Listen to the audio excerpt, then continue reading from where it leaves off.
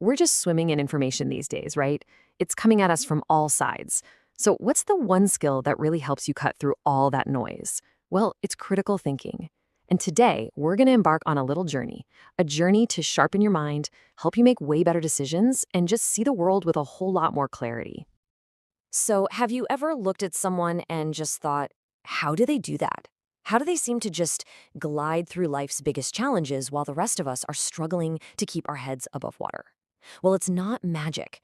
The secret sauce, more often than not, is this ability to think critically. It's really what separates the innovators, the leaders, from, well, everyone else. Okay, so what is critical thinking, really? Let's get one thing straight right off the bat. It's not about being critical.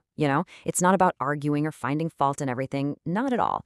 Think of it more like a disciplined process. It's about hitting the pause button on your immediate gut reaction, taking a step back and looking at the whole picture as objectively as you possibly can. And honestly, here's the best part. This is the real game changer. So many of us believe that you're either born a critical thinker or you're not, that it's some kind of innate talent. But that's a total myth. It's a skill, and just like any other skill, you can build it.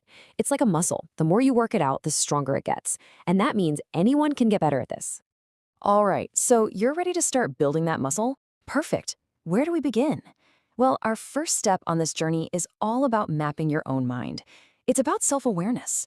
Because think about it, before you can analyze the world out there, you've got to understand the world in here, right?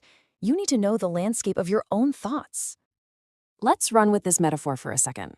Imagine your mind is this huge, unexplored territory. It's got beautiful mountains and clear rivers, but it's also got some tricky spots. Some treacherous pitfalls, some hidden swamps of bias, and just plain wrong ideas.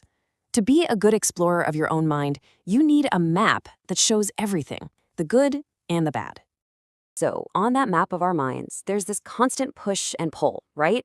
On one side, you have rational thought. That's our goal. And on the other, you've got these pesky things called cognitive biases. Now, it's super important to remember, these biases don't make you a bad person. They're not a flaw. They're just mental shortcuts. Our brains are trying to be efficient, to process a crazy amount of information, and sometimes they cut the wrong corners.